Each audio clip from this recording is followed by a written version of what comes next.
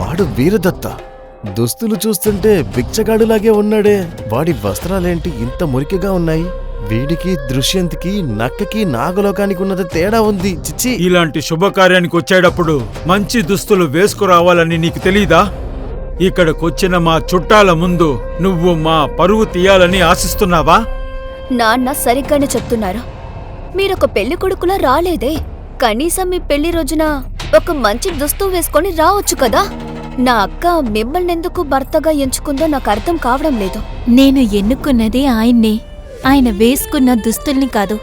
దుస్తుల్ని చూసి ఒక మనిషికి విలువ కట్టడం చాలా తప్పు. మా జీవితం బావుంటుంది.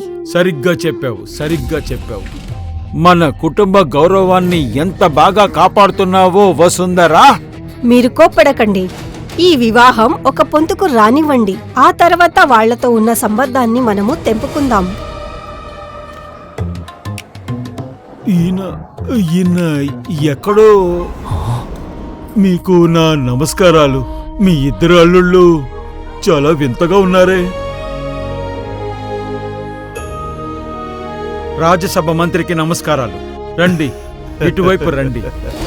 ఇప్పుడు ఈ వివాహ మహోత్సవాన్ని ప్రారంభిద్దాం.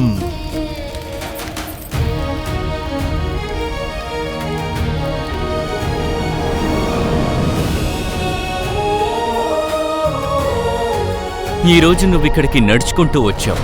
నువ్వు నడుచుకుంటూ వచ్చినట్టుగానే నీ భార్యని కూడా నడిపించి తీసుకెళ్తావా? సరిగ్గా చెప్పారు. అందరికి ఇలాంటి భర్త దక్కరు కదా.